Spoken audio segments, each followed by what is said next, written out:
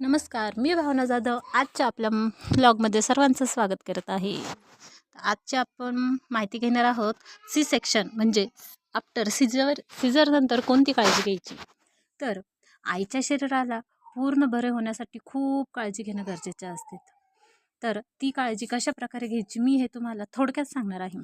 तर जखमेचे टाके कोरडे आणि स्वच्छ ठेवायचे. डॉक्टरांनी सांगितलेल्या क्रीमचा वापर करायचा. दररोज स्नान करताना जखमेवर जोराने पाणी टाकायचे नाही. जर लालसरपणा, सूज, पू किंवा वेदना वाढल्या तर लगेच डॉक्टरांना दाखवायचं. सुरुवातीला हलका आहार, पचायला सोपा आहार घ्यायचा. दूध, दही, सूप, भाज्या, फळं शरीराला बरे होण्यास उपयुक्त ठरतात. पाणी पुरेसं घ्यायचं. डिहायड्रेशन टाळायचं. तिखट, तेलकट आणि जड पदार्थ काहीही खायचं नाही. शरीराची काळजी घेण्यासाठी पहिल्या 6 आठवड्यात जड वस्तू उचलायची नाहीच. हळूहळू चालायला सुरुवात करायची. यामुळे रक्तभिसरण सुधारते. डॉक्टरांच्या सल्ल्याशिवाय व्यायाम किंवा योगा सुरू करायचा नाही. विश्रांती, बाळ झोपलं की तुम्हीही झोप घ्यायची. शरीराला पूर्ण विश्रांती देणे म्हणजे जलद रिकव्हरी होते. बाळाला दूध पाजण्यासाठी सी सेक्शन नंतर खूप त्रास होतो. म्हणून स्लाईड लॉयझिंग पोझिशनमध्ये बाळाला दूध पाजायची सोयीचं असतं.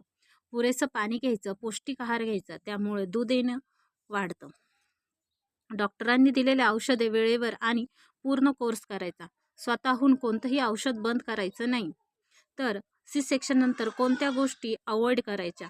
जिना चढणे उतरणं जास्त करायचं नाही. पोटावर दाब येईल असं काम करायचं नाही. घट्ट कपडे किंवा बेल्टाचा वापर करायचा नाही, ज्याने टाक्याला त्रास होतो. मानसिक आरोग्य, हार्मोन्समुळं मूड बदल होत राहतो. रडू येणं किंवा चिंता होणं सामान्य आहे, त्याकडे जास्त लक्ष द्यायचं नाही. पण जर जास्त काळ चालू राहिलं तर डॉक्टरांना किंवा आपल्या कुटुंबास, आपल्या फॅमिलीसोबत या गोष्टीविषयी डिस्कस करायचं. तर आता मैत्रिणींनो, मी तुम्हाला सी सेक्शन नंतर 4 आठवडे कशी काळजी घ्यायची ती मी तुम्हाला थोडक्यात सांगते. पहिला आठवडा शरीराला विश्रांती आणि जखम भरून देण्यासाठी असतो. शक्य तितकी विश्रांती घ्यायची. जड वस्तू उचलायची नाही. चालणं हळूहळू सुरू करायचं. फक्त घरात थोडं चालायचं. पाणी जास्त प्यायचं. डिहायड्रेशन चालायचं. डॉक्टरांनी सांगितलेल्या पेनकिलर्स आणि अँटीबायोटिक वेळेवर घ्यायच्या. जखम कोरडी ठेवायची. रोज स्वच्छ कपड्याने हलक्या हाताने पुसायची. बाळाला दूध पाजताना स्लाईड लायझिंग पोझिशनचा वापर करायचा. आहार हलका, मूग डाळ, भात, सूप, उकडलेले अन्न. तर दुसरा आठवडा म्हणजे 8 ते 14 दिवस. थकवा कमी करणं, हळूहळू मग हालचाल वाढवणं.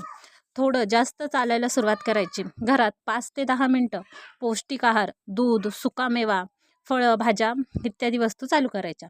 जर टाके आपले कोरडे निघाले नसतील तर डॉक्टरांकडे जाऊन तपासणी करून घ्यायची. झोप पुरेशी घ्यायची. दिवसातून 2 ते 3 वेळा विश्रांती घ्यायची. गॅस किंवा बद्धकोष्ठिकता असेल तर कोमट पाणी, फायबरयुक्त आहार घ्या. तिसरा आठवडा म्हणजे 15 ते 21 दिवस. ऊर्जा वाढवणे, शरीराला ताकद परत मिळवणे. चालणं दररोज 15 ते 20 मिनिटापर्यंत वाढवा. पोटावर दाब येईल असं काहीही करू नका. थोडे हलके घरगुती काम बसून करू शकतात. पोटदुखी, जखमेचा त्रास कमी होतो म्हणजे पोटदुखी किंवा जखमेवरचा त्रास जर कमी वाटत असेल आपल्याला तर आपण थोडंफार कामात वाढ करू शकतो किंवा मग आहे तेवढंच पुरेसं असतं. पौष्टिक आहार, तर तिसऱ्या आठवड्यामध्ये आपण आहार थोडासा बदलायचा. डाळी, अंडी, दूध, हिरव्या भाज्यांचा वापर करायचा. तर चौथा आठवडा 22 ते 30 दिवस. शरीराला पूर्णपणे बळकट करण्यासाठी आत्ता चालणं, सामान्य हालचाल वाढवा. म्हणजे आता चालणं वाढवायचं, हालचाली वाढवायच्या. डॉक्टरांची परवानगी देतील तेवढे हलके योगासनं किंवा स्ट्रेचिंग सुरू करायची. तर मानसिक काळजी किंवा भावनिक काळजी, मूड स्विंग, थकवा सामान्य असतो. स्वतःला ताण द्यायचा नाही. कोणत्याही गोष्टीचा त्रास करून घ्यायचा नाही शरीराला. पुरेसं पाणी आणि दूध प्यायचं. स्तनपान सुरू ठेवायचं. जर ताप, सूज, जखमेचा त्रास वाढला असेल तर लगेच डॉक्टरांकडे जायचं. लक्षात ठेवा, सी सेक्शन नंतर पूर्ण बरे होण्यासाठी किमान 6 आठवडे लागतात. शरीराला वेळ द्या. स्वतःवर प्रेम करा. स्वतःला वेळ द्या लागन तेवढा. विश्रांती पुरेशी घ्या. हाच सर्वोत्तम औषध. तर मैत्रिणींनो, तुम्हाला हा व्हिडिओ आवडला असेल तर नक्कीच चॅनलला लाईक करा. तुमच्या ज्या मैत्रिणींचं सी सेक्शन झालं असेल त्यांना हा व्हिडिओ नक्कीच शेअर करा. धन्यवाद.